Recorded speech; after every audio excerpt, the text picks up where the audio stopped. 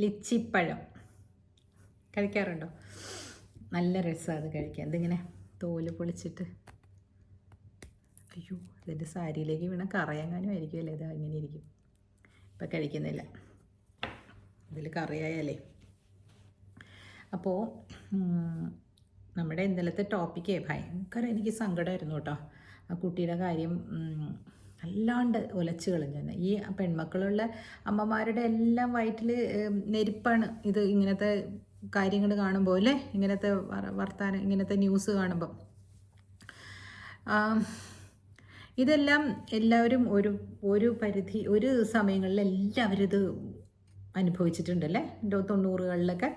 ആ സമയത്തൊക്കെ എൻ്റെ അടുത്ത് ആരോ ചോദിക്കണ്ടായിരുന്നല്ലോ, ഇതിലെ പേര് മറന്നു, ആര് കമൻ്റ് ഇട്ടേന്ന്, എന്തുകൊണ്ടാണ് LLB പഠിച്ച നിങ്ങൾക്ക് മനസ്സിലാകാതിരുന്നത് അതൊരു ഡൗറിയാണെന്ന്, സ്വർണവും പണവും ഒക്കെ. നോക്ക്, ഡൗറി ചോദിച്ചിട്ടേ ഇല്ലായിരുന്നു അവരാദ്യം. അതെങ്ങനെയാണെന്ന് വെച്ചാൽ, കല്യാണത്തിന് നമ്മൾ നിശ്ചയമൊക്കെ കഴിഞ്ഞ് കഴിയുമ്പോഴല്ലേ സാധാരണ എല്ലാവരും ഡൗറിയൊക്കെ ചോദിക്കുക.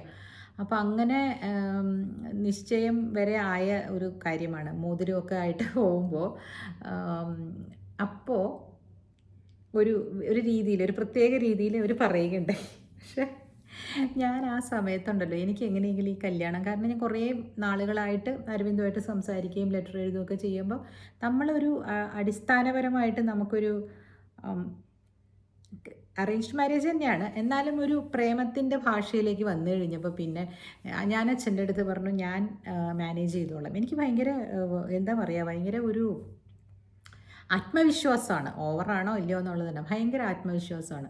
അപ്പോൾ ഞാൻ പറഞ്ഞു, ഞാൻ ചെയ്തോളാം, അച്ഛനത് ഇങ്ങനെ ഞാൻ പറയുന്ന പോലെ ചെയ്താൽ മതി എന്ന് പറഞ്ഞിട്ട് ഞാനും അരവിന്ദും കൂടെ പിന്നീട് ഡിസ്കസ് ചെയ്യണം. അപ്പോൾ ജോലിയൊന്നും അത്ര നല്ല ജോലിയല്ല, അപ്പം പൈസയൊന്നും ഉണ്ടാക്കാൻ പറ്റിയിട്ടില്ല, കുറച്ച് നാളായിട്ടുള്ളൂ, അച്ഛൻ്റെ കയ്യിലും അങ്ങനെ പണമൊന്നുമില്ല എന്ന് തുറന്ന് സംബന്ധിച്ചപ്പോൾ നമ്മൾ ആ ഒരു എന്താ പറയുക, ഒരു വളരെ നേരെ പോകുന്നതാണല്ലോ എന്ന് കരുതി അത് ആക്കുകയാണ് ഉണ്ടായത് കേട്ടോ. പിന്നീട് എൻ്റെ ജീവിതത്തിൽ ഒരുപാട് പ്രശ്നങ്ങൾ ഇൻലോസിൻ്റെ ഭാഗത്തുനിന്ന്, പ്രത്യേകിച്ച് മദറിലോയുടെ ഭാഗത്തുനിന്ന് ഉണ്ടാകാൻ കാര്യം ഇതുപോലെ സ്വർണവും പണവും കാറും ഒക്കെ നമുക്കല്ലേ കിട്ടിയിരിക്കുന്ന, വീട്ടിലേക്കല്ലല്ലോ.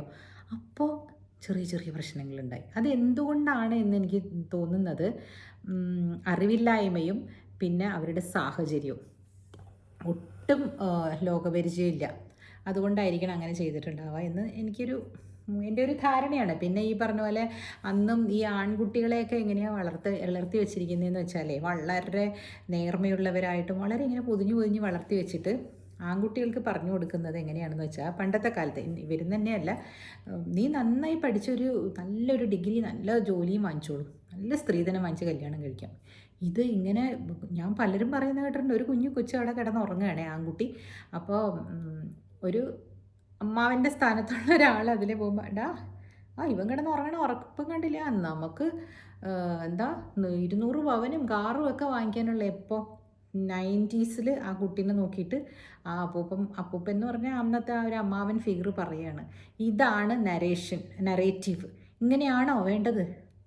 ഇങ്ങനെ നറേറ്റീവ് കൊടുത്തല്ലേ കുട്ടികൾ അത് കേട്ട് എന്തോ ഒരു വയറിങ് അവരുടെ ഇതിലേക്ക് ചെന്ന് വീഴുകയല്ലേ ഉണ്ടാവുക.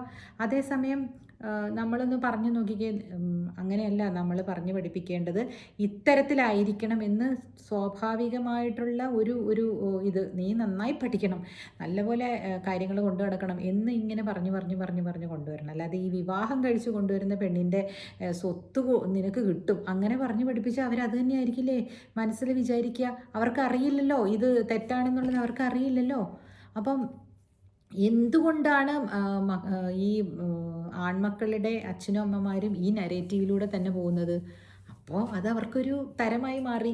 എന്താണ് വ്യത്യാസം? ഒരാണിനെ വളർത്താനും പെണ്ണിനെ വളർത്താനും ഇക്കാലങ്ങളിൽ ഒന്നും വ്യത്യാസമില്ല. അന്നേ പിന്നെയും കുറച്ചെങ്കിലും വ്യത്യാസമുണ്ട്. ആൺപിള്ളേരെ ആണ് എൻജിനീയറിങ്ങിനും മെഡിസിനും ഒക്കെ പൈസയൊക്കെ കൊടുത്ത് വിടും, ക്യാപിറ്റേഷൻ ഫീസൊക്കെ കൊടുത്ത്. പെൺകുട്ടികൾ അതിന് വിടില്ല. പക്ഷെ അതിന് വേണ്ടിയിട്ട് എടുത്താൽ പൊങ്ങാത്ത സ്വർണം കൊടുത്ത് പറഞ്ഞയക്കും ഉള്ള വീട്ടിലെ ആൾക്കാർ. ഈ ഉള്ള വീട്ടിലെ ആൾക്കാർ ചെയ്യണത് കണ്ടിട്ടാണ് ഈ ഇല്ലാത്ത വീട്ടിലെ മനുഷ്യരും അതിന് വേണ്ടിയിട്ട് കടവും വിലയും വീടും പണയം വെച്ചിട്ട് ചെയ്തുകൊണ്ടിരുന്നത്. ഇപ്പം ഇനിയിപ്പോൾ അതും കുഴപ്പമില്ല. കാരണം സ്വർണത്തിൻ്റെ വില വീടിൻ്റെ വിലയിനേക്കാളും മുകളിലേക്ക് പോയി തുടങ്ങി. അപ്പോൾ അതുകൊണ്ട് അതാരും വെഞ്ചർ ചെയ്യുമെന്ന് എനിക്ക് തോന്നണില്ല. ഇപ്പോൾ ഒരു 5 സെൻറ്റും വീടും ഉള്ള ആൾക്ക് 1 കോടിയല്ലേ ആ വീട് വിറ്റാൽ കിട്ടുള്ളൂ. അപ്പോൾ അത് വിറ്റ് സ്വർണം മേടിച്ച് കഴിഞ്ഞാൽ പിന്നെ അവരെങ്ങനെ ജീവിക്കും? 80 പവൻ മേടിക്കണമെങ്കിൽ അത്രയും വേണം. അപ്പോൾ അതിൻ്റെ ആവശ്യമല്ല. അത് സ്വർണം കൊടുക്കുന്നത് നല്ലതല്ല എന്ന് ഞാൻ പറഞ്ഞിട്ടില്ല കേട്ടോ. ഇപ്പോഴും സ്വർണം നല്ലത് തന്നെയാണ്. കാരണം ആ കുട്ടിക്ക് അതൊരു മുതൽക്കൂട്ടാവും. ഞാനിനി ഒരു നിയമത്തിൻ്റെ ഒരു വശം പറയട്ടെ. എന്തുകൊണ്ടാണ് ഈ സ്വർണം കൊടുക്കുന്നത് കുറച്ചുകൂടെ എളുപ്പമായിട്ട് കണ്ടിരുന്നത് പണ്ട്? അതായത് അപ്പോൾ ഈ സ്വർണം മാത്രമേ കൊടുക്കുള്ളൂ കേട്ടോ. പിന്നെ ഈ ഇൻഹെറിറ്റൻസ് എന്ന് പറഞ്ഞ പരിപാടിയില്ല. അതായത് ഇപ്പോൾ ഒരു പെൺകുട്ടിയെ കല്യാണം കഴിപ്പിച്ച് വിടുന്ന സമയത്ത് തന്നെ വീട് പാർട്ടിഷൻ ചെയ്യാൻ പറ്റില്ല. കാരണം ചിലപ്പോൾ ചെറിയ കുട്ടിയായിരിക്കും, ചെറിയ മകനായിരിക്കും ഉണ്ടാവുക, 2 മക്കളായിരിക്കും. അപ്പോൾ ആ മകൻ വളർന്ന് പഠിച്ച് എല്ലാം വന്നു കഴിഞ്ഞ് അവനും ഒരു വിവാഹമൊക്കെ കഴിച്ച് കഴിയുമ്പോഴല്ലേ ഈ പാർട്ടീഷനെ പറ്റി ചിന്തിക്കാൻ പറ്റുള്ളൂ. അപ്പോഴേക്കും ഈ മകളുടെ ജീവിതം പകുതി കടന്നു പോയിട്ടുണ്ടാകും. കാരണം മകൾ 10-23 വയസ്സിൽ കല്യാണം കഴിക്കും, പയ്യനാവട്ടെ 10-30 വയസ്സാണ്. ചേച്ചി കല്യാണം കഴിച്ചു പോകുമ്പോൾ ഇതിന് വല്ല 16-17 വയസ്സേ ഉണ്ടാവുള്ളൂ. അപ്പോൾ ആ കുട്ടിക്ക് ഈ സമയത്ത് ഈ പെങ്ങൾക്ക് കൊടുക്കുന്ന ആ എമൗണ്ട് ആ പയ്യന് ആ സമയത്ത് കിട്ടുന്നില്ല. അപ്പോൾ വളരെ വർഷങ്ങൾക്ക് ശേഷം അച്ഛനോ അമ്മയോ തീരുമാനിക്കുകയാണ് ഈ പയ്യന് ഇത് കൊടുത്തേക്കണം. കാരണം അന്നത്തെ കാലത്ത് ഈ ചേച്ചിക്ക് ഇത്രയും കൊടുത്താണെന്ന് പറയുമ്പോൾ അത് ന്യായമാണ്. അപ്പോൾ അത് എന്തുകൊണ്ടാണ് അങ്ങനെ കൊടുത്തുകൊണ്ടിരുന്നതെന്ന് വെച്ചാൽ നമ്മുടെ ഹിന്ദു നിയമപ്രകാരം ഇപ്പോൾ ഒരു വീട് സ്ഥലം ഒക്കെ എഴുതി കൊടുത്തു കഴിഞ്ഞാൽ ചിലപ്പോൾ അവരിത് വിറ്റെന്നിരിക്കും അല്ലേ. മരുമകൻ വിറ്റിട്ട് അത് കാശാക്കി 2 പേരുടെയും കൂടെ പേരിൽ വീട് മേടിക്കുകയോ അങ്ങനെ എന്തെങ്കിലും ചെയ്താൽ പിന്നീട് ഈ കുട്ടിക്ക് എന്തെങ്കിലും ഒരു തകരാറ് സംഭവിച്ച് തിരിച്ചു വരണമെങ്കിൽ ആ സ്വർണ്ണമാണെങ്കിൽ അത് എടുത്തുകൊണ്ട് ഓടിപ്പോരാം. മനസ്സിലായ? പിന്നെ സ്വത്ത് ഇവരുടെ 2 പേരുടെയും കൂടെ പേരിലേക്ക് എഴുതി കൊടുത്തു കഴിഞ്ഞിട്ടുണ്ടെങ്കിൽ അതൊരു ബുദ്ധിമുട്ട് വരും ഈ മാതാപിതാക്കന്മാർക്ക്. അവരിവിടെ വന്ന് താമസിച്ചാലും ചിലപ്പോൾ ഇഷ്ടാവില്ല, അടിയാവും, ഒരേ പറമ്പിലൊക്കെ ആണെങ്കിൽ. അതൊക്കെ കൊണ്ടാണ് ഈ സ്വർണത്തിൻ്റെ രൂപത്തിലങ്ങ് കൊടുത്ത് ഒഴിവാക്കിയേക്കും. ചില കാര്യങ്ങളിൽ അത് നല്ലതുമാണ്. ആ സ്വർണ്ണം എടുത്ത് തിരിച്ചു വരാമല്ലോ കുട്ടിക്ക്, അങ്ങനെ ഒരു കാര്യമുണ്ട്. പിന്നെ ഒരു കാര്യം പണ്ട് എന്താണെന്ന് വെച്ചാൽ കുറേ ദൂരത്തേക്ക് പറഞ്ഞയക്കുമ്പോൾ കയ്യിൽ പണമായിട്ടൊക്കെ കൊടുത്തയക്കാൻ പറ്റില്ലല്ലോ. ഇതതിൻ്റെ ശരീരത്ത് ആഭരണങ്ങളായിട്ട് കൊടുത്തു കഴിഞ്ഞാൽ ആ കുട്ടിക്ക് എന്തെങ്കിലും ഒരു ആപത്ത് വന്നു കഴിഞ്ഞാൽ പണ്ട് കാലത്തൊക്കെ അങ്ങനെ അതിനാണ് സ്വർണം ഒരു സ്ത്രീധനമായിട്ട് കൊടുത്തുകൊണ്ടിരുന്നതെന്ന് പറയും. അതിപ്പോൾ നമ്മളുടെ ഇവിടെ ഇങ്ങനെ ആചാരങ്ങൾ മാറി ഇതിങ്ങനെ ആയി. ഇനി നമ്മൾ തിരിഞ്ഞു നടക്കുക. ഇനി നമ്മൾ ഇതിനെപ്പറ്റി ശരിക്കും ഒരു പഠനം നടത്തേണ്ടതാണ് ആൾക്കാർ. എന്താ പറയുക, മാതാപിതാക്കന്മാരിരുന്ന് സംസാരിക്കേണ്ടത് എങ്ങനെയായിരിക്കണം നമ്മുടെ മക്കളുടെ ഫ്യൂച്ചർ. 2 പേരുടെ മക്കളുടെ ഫ്യൂച്ചറല്ലേ അതിൽ ഇൻവോൾവ് ആയിട്ടുള്ളത്. എന്തിനാണ് ഒരു പെൺകുട്ടിയെ മാത്രം കൊണ്ടുവന്നിട്ട് അതിനെ ആക്ഷേപിക്കാനും അതിനെ അവഹേളിക്കാനും കൂട്ടു നിൽക്കുന്നത് ഈ അമ്മമാരൊക്കെ? ചില വീടുകളിൽ കണ്ടിട്ടുണ്ട് 2 ആൺമക്കളാണെങ്കിൽ ഒരു മകൻ്റെ ഭാര്യ ഡോക്ടറാണ്, ആ മകനും ഡോക്ടറാണെങ്കിൽ അവരോട് ഭയങ്കര സ്നേഹം കാണിക്കുകയും ഈ കുറഞ്ഞ ജോലി ഏതെങ്കിലും ചെയ്യണ ഒരു ടീച്ചറോ അല്ലെങ്കിൽ എന്തെങ്കിലും ഒരു വേറെ എന്തെങ്കിലും കുറച്ച് ശമ്പളം കിട്ടുന്ന ജോലി ചെയ്യുന്നവരാണെങ്കിൽ അവരെ അങ്ങോട്ട് അങ്ങനെ ഒന്ന് വേറെ രീതിയിൽ ചിറ്റമ്മ നയം കാണിക്കുക ഒരേ വീട്ടിൽ തന്നെ. ഇതെല്ലാം എല്ലായിടത്തും ഉണ്ട്. അപ്പോൾ ഇത് മാറ്റേണ്ടത് ആരാണ്? നമ്മൾ തന്നെയല്ലേ മാറ്റേണ്ടത്. നമ്മുടെ മക്കൾ 2 പേരും നമ്മുടെ മക്കളാണെന്നല്ലേ ചിന്തിക്കേണ്ടത്. അവരുടെ ഒഫീഷ്യൽ ടൈറ്റിലാണോ നിങ്ങളെ സ്നേഹിക്കാൻ പ്രേരിപ്പിക്കുന്നത്? അത് മാറുമ്പോൾ തന്നെ സൊസൈറ്റി മാറും. അതേപോലെ ഈ വിവാഹം കഴിച്ച് പോകുന്ന പെൺകുട്ടികൾക്ക് ഇപ്പം ഒരു വീടേ ഉള്ളൂ അച്ഛനും അമ്മയ്ക്കും എങ്കിൽ നാമമാത്രമായ സ്വർണം ധരിപ്പിച്ച് വിട്ടിട്ട് അവിടെ വീട്ടിലുള്ള മകനെയും പറഞ്ഞു പഠിപ്പിക്കുക, നിങ്ങൾക്ക് 2 പേർക്കും കൂടി ഉള്ളതാണ് ഈ വീട്, ആ അച്ഛൻ്റെ അമ്മയുടെയും കാലശേഷം നിങ്ങൾ 2 പേരും കൂടി എടുക്കുക. അതേസമയം കുറച്ച് അധികം സ്വത്തുക്കളുള്ളവരാണെങ്കിൽ അതേ രീതിയിൽ നിങ്ങൾ പറഞ്ഞു വെക്കുക കേട്ടോ. അത് പെൺകുട്ടിയുടെ തന്നെ പേരിൽ കൊടുക്കുക. അതായിരിക്കും നല്ലത്. പിന്നെ എന്താണെന്നറിയോ, പെൺകുട്ടിയുടെ തന്നെ പേരിൽ രജിസ്റ്റർ ചെയ്ത് കൊടുത്തു കഴിഞ്ഞാലുള്ള ഇതെന്താണെന്ന് വെച്ചാൽ പെട്ടെന്ന് കുട്ടികൾ ഉണ്ടാവാതെയൊക്കെ മരണപ്പെട്ടു പോകുന്ന സ്ത്രീകളാണെങ്കിൽ മറ്റേ ഹസ്ബൻഡ് ലീഗൽ ഹെയർ ആയിട്ട് വരൂലേ, അതുകൊണ്ടാണ് ഇത് ഒന്ന് പിടിച്ചു വെക്കുന്നത്. അപ്പോൾ ഇവരുടെ സ്വത്ത് അങ്ങോട്ട് ഹസ്ബൻഡിൻ്റെ അടുത്തേക്ക് പോലെ. നമ്മുടെ മകൾ മരിച്ചു പോയി കഴിഞ്ഞിട്ട് നമുക്ക് ആ സ്വത്ത് കിട്ടിയിട്ട് എന്തിനാന്ന് വിചാരിച്ച് അങ്ങ് തിരിച്ചു കൊടുത്തേക്കണമെന്നേ ഞാൻ പറയുള്ളൂ. പക്ഷേ എല്ലാവർക്കും അത് പറ്റില്ലല്ലോ. ചിലപ്പോൾ അവരുടെ തറവാട്ട് സ്വത്തായിരിക്കും. ഇതൊക്കെ കൊണ്ടായിരിക്കാം ഈ ഇൻഹെറിറ്റൻസ് ഈ സ്വർണത്തിൻ്റെ രൂപത്തിൽ കൊടുത്തുകൊണ്ടിരുന്നത്. അപ്പോൾ ഏത് രീതിയിൽ കൊടുത്താലും ചെറിയ പ്രോബ്ലംസൊക്കെ ലീഗൽ പ്രോബ്ലംസൊക്കെ ഉണ്ടാകുക തന്നെ ചെയ്യും. പക്ഷെ അതിനെ അതിജീവിക്കാനായിട്ടുള്ള കരുത്തുണ്ടല്ലോ പെൺകുട്ടികൾ നേടിയിരിക്കണം. അപ്പോൾ അന്ന് LLB-കാരിയായ ഞാനും സ്വർണ്ണമൊക്കെ ഇട്ട് ധരിച്ച് അങ്ങോട്ട് പോയെന്നേ ഉള്ളൂ. 2 വർഷം കഴിഞ്ഞപ്പോഴേക്കും അതൊക്കെ വിറ്റ് ഞങ്ങൾ സ്ഥലം വാങ്ങിച്ചു. കാരണം അതിങ്ങനെ എടുത്തു വെച്ച് ഒരു കാര്യവും എന്നായിരുന്നു അന്നത്തേത്. അന്ന് അത് എടുത്തു വെച്ച് അത് സ്വർണ്ണം അന്ന് ചെയ്യേണ്ട കാര്യം അത് അപ്പം തന്നെ ചെയ്യണം. പിന്നീട് എടുത്തു വയ്ക്കേണ്ടത് പിന്നീട് എടുത്തു വയ്ക്കണം. മനസ്സിലായോ? അന്നത്തെ സമയത്ത് സ്ഥലം വാങ്ങിച്ചിടുക എന്നുള്ളത് വലിയ പ്രധാനമായിരുന്നു. കാരണം നമുക്ക് വീട് വേണമായിരുന്നു. അപ്പം അതങ്ങനെ ഓരോരുത്തരും അത് ചിന്തിച്ച് ചെയ്യേണ്ടതാണ്. പിന്നീട് കുറേശ്ശെ സ്വർണം നമ്മൾ ഇൻവെസ്റ്റ്മെൻ്റ് ആയിട്ട് വാങ്ങിച്ചു വെക്കുകയും ചെയ്യാവുന്നതാണ് കേട്ടോ. അപ്പോൾ എല്ലാത്തിനും ഒരു ടെംപ്ലേറ്റ് നിങ്ങൾ എന്തുകൊണ്ടാണ് അങ്ങനെ ചെയ്യാതിരുന്നത്? ഞാനേ അന്ന് ഒരു റീലിൽ പറഞ്ഞു, നിങ്ങൾ ഈ ആർഭാടമായിട്ടുള്ള വിവാഹങ്ങൾ നടത്തരുത്. ഒരുപാട് ഇങ്ങനെ മഞ്ഞൾ കല്യാണം, പിന്നെ ഡാൻസ്, കൂത്ത്, പാർട്ടി അതൊക്കെ ചെയ്യണമെങ്കിൽ നിങ്ങൾ ജോലി ചെയ്ത്, അതായത് പെൺകുട്ടികൾക്കാണ് അത് വേണ്ടതെങ്കിൽ നിങ്ങളുടെ കയ്യിൽ പൈസ ഉണ്ടെങ്കിൽ ചെയ്യൂ. അച്ഛനമ്മയുടെ ഹാർഡ് ഏൺഡ് മണി കൊണ്ട് നിങ്ങളത് ചെയ്യരുതെന്ന് പറഞ്ഞതിന് എന്നോട് ചോദിക്കണേ, ചേച്ചിയുടെ കല്യാണം ചേച്ചി തന്നെയാണോ നടത്തിയത്? ഞാനിങ്ങനത്തെ ഇതൊന്നും ആവശ്യപ്പെട്ടില്ല. വളരെ മിനിമം രീതിയിൽ അന്നത്തെ ചടങ്ങുകളനുസരിച്ച് അച്ഛനമ്മമാരെന്താ ചെയ്യേണ്ടതെന്ന് മാത്രമേ നടത്തിയുള്ളൂ. പിന്നെ അന്ന് ഈ പറഞ്ഞ ഇങ്ങനത്തെ അനാവശ്യ ആർഭാടങ്ങൾക്കൊന്നും ഞങ്ങൾ പോയിട്ടില്ല കേട്ടോ. അത് ചോദിച്ച കുറേ ആൾക്കാരുണ്ട് ഇതിനകത്ത്. അപ്പോൾ അവരൊക്കെ കേൾക്കുന്നുണ്ട്. അവർക്ക് വേണ്ടിയിട്ട് ഒരു ആൻസർ പറഞ്ഞൊന്നും മാത്രം ഇതിൻ്റെ ഇടയിൽ കൂടെ, because the topic is very hot now. ഇപ്പം തന്നെ ഇത് നമ്മൾ പറയേണ്ടതാണ്. പിന്നെ സ്ത്രീകൾ തന്നെയാണ് സ്ത്രീകളുടെ ശത്രു എന്ന് കഴിഞ്ഞ ദിവസം ഒരാൾ കമൻറ്റ് ചെയ്യുണ്ടായി എനിക്ക്. ശരിയാണ്, സ്ത്രീകൾ തന്നെയാണ് സ്ത്രീകളുടെ ശത്രുവായിട്ട് വരുന്നത്. കാരണം ഈ സ്ത്രീകൾക്ക് ഒരു മകൻ ജനിക്കുമ്പോഴേക്കൂലേ അവർ അങ്ങോട്ട് ആ മകൻ്റെ അധിപതിയാകുകയാണ്. പ്രോപ്പർട്ടിയാണ് പിന്നെ ആ മകൻ ആ അമ്മയുടെ. എനിക്ക് മകളായതുകൊണ്ട് എനിക്ക് ആ ഫീലിംഗ് അറിയില്ല. പക്ഷെ ചിലപ്പോൾ ഒക്കെ എൻ്റെ അമ്മ അങ്ങനെയാണ് ബിഹേവ് ചെയ്യാറെന്ന് എനിക്ക് തോന്നാറുണ്ട്. അരവിന്ദൻ്റെ അമ്മ 2 ആൺമക്കൾ എന്തോ അവരെ നോക്കാനുള്ള 2 അംഗരക്ഷകർ, അവർക്ക് പൈസ അയച്ചു കൊടുക്കാനുള്ള ട്രഷറേഴ്സ്, ഇങ്ങനെയാണ് കാണുന്ന ആൺമക്കളെ. ഇതൊക്കെ നിങ്ങൾ മാറ്റിയേ ഒക്കത്തുള്ളൂ. കാരണം എന്താണെന്നറിയോ? അല്ലെങ്കിൽ ഒറ്റപ്പെട്ടു പോകും. നിങ്ങളുടെ ധാർഷ്ട്യവും അഹങ്കാരവും കൊണ്ട് അവിടെ ഒറ്റപ്പെട്ടിരിക്കേണ്ടി വരും.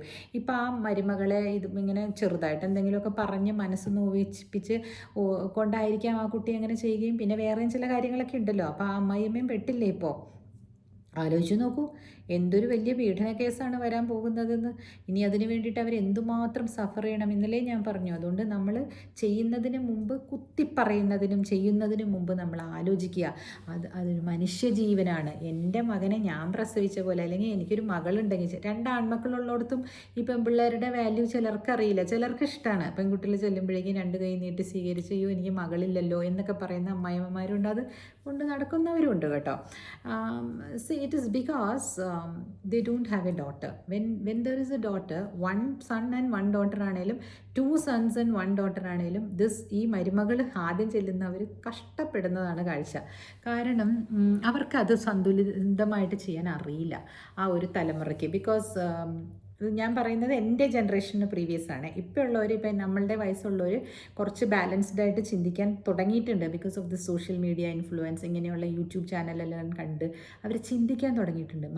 മറ്റവരെന്താ കാണുന്നത്? ഇതെൻ്റെ വീടാണ്. വൈകുന്നേരം ആകുമ്പോഴേക്കും അലറി പൊളിക്കുന്ന TV സീരിയലുകളാണ് ഈ ഇരുന്ന് കാണുന്നത് പ്രായമുള്ള അമ്മമാരൊക്കെ. അപ്പോൾ അവർക്ക് സ്വന്തമായിട്ടൊരു, ഞാൻ ഇതിന് മുമ്പ് പറഞ്ഞ പോലെ, ഒരു കിരീടവും ചെങ്കോലും മേടിച്ചങ്ങ് വെച്ചിരിക്കുക. അതിങ്ങനെ പണ്ടത്തെ വിക്ടോറിയ രാജ്ഞിയുടെ ഫോട്ടോസൊക്കെ എപ്പോഴും കാണുമ്പോൾ അവരത് താഴെ വെക്കണമെങ്കിൽ അവർ മരിച്ചാലേ വെക്കുള്ളൂ. When they are downing to the earth, അവരെ ഡൗൺ ചെയ്യാന്നല്ലേ പറയുക, അവരെ മറവ് ചെയ്യുമ്പോൾ. When they are downed, that is the time when ഈ കിരീടവും ചെങ്കോലും അവരെടുത്ത് മാറ്റുള്ളൂ. അതുപോലത്തെ മെൻറ്റാലിറ്റിയാണ് ഈ നാട്ടിലുള്ള ചില അമ്മമാർക്ക്. അതുകൊണ്ട് ആ അമ്മമാരെ നമുക്ക് മാറ്റാൻ പറ്റില്ല. നമുക്ക് എന്ത് ചെയ്യാൻ പറ്റും? നമ്മളുടെ സന്തോഷം കണ്ടെത്താനായിട്ട് വഴിമാറി നടക്കുക, ഇഗ്നോർ ചെയ്തേക്കുക, അവഹേളിക്കുന്നിടത്തേക്ക് പോകാതിരിക്കുക.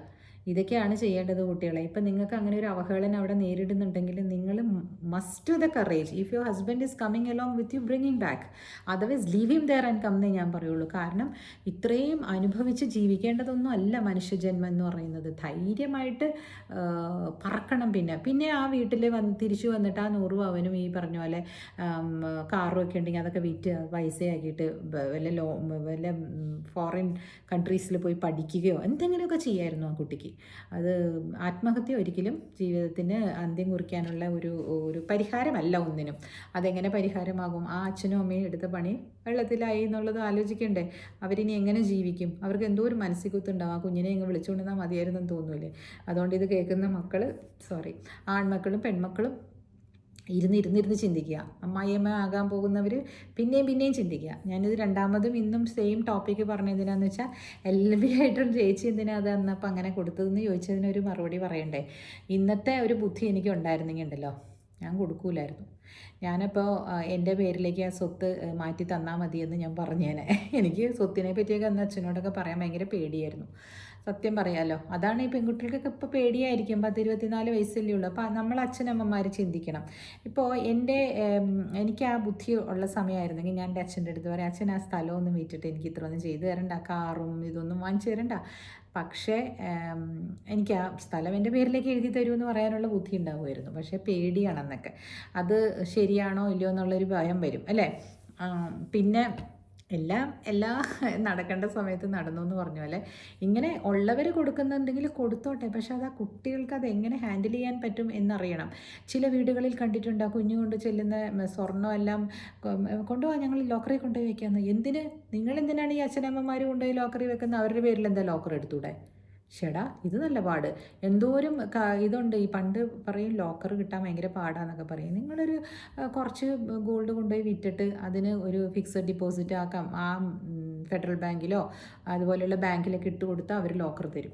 ഒരു പുതിയ അക്കൗണ്ട് ഓപ്പൺ ചെയ്ത് നല്ലൊരു തുക, ഒരു 25 പവൻ വിറ്റാൽ ഇപ്പോൾ 10-20 ലക്ഷം രൂപ കിട്ടും. അതുകൊണ്ട് ഫിക്സഡ് ഇടുക, ഒരു ലോക്കർ തുറക്കുക, ബാക്കിയുള്ള സ്വർണ്ണം അതിൽ കൊണ്ട് നോക്കിയാൽ കഴിഞ്ഞു. വേറൊരാളുടെയും പേരിൽ വെക്കരുത്. നിങ്ങളുടെ ധനമാണത്. അത് നല്ല ഗുഡ് ഗേൾ ആകാൻ വേണ്ടിയിട്ട് അയ്യോ ഞാനൊന്നും പറയുന്നില്ല എന്ന് പറഞ്ഞ് കൊടുക്കരുത്. ഞാനൊരു ഉദാഹരണം കൂടെ പറയാം കേട്ടോ. ഒരു ലൈഫിൽ നടന്നൊരു ഉദാഹരണം. ഒരു കുട്ടിയുടെ, ആ കുട്ടിക്ക് ഒരു അച്ഛനും അമ്മയും കഷ്ടപ്പെട്ട് 10-40 പവന് 60 പവനോളം അതിന് വാങ്ങിച്ചു കൊടുത്തു.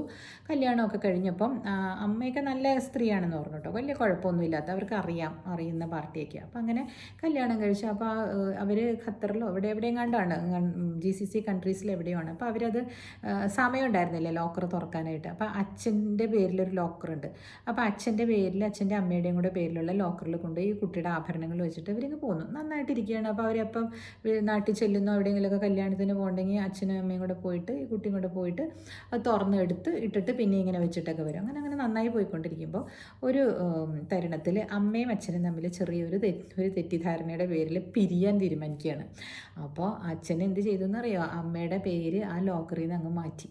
ഇപ്പോൾ എന്ത് പറ്റി, ആ മരുമകളും അമ്മയൊക്കെ വലിയ കൂട്ടാണ്. അതുകൊണ്ട് മരുമകളുടെ ആഭരണം കൊടുക്കൂല. എന്തോ ഇവർ തമ്മിൽ എന്തോ സ്വത്ത് തർക്കമൊക്കെ വന്നിട്ടുണ്ട്.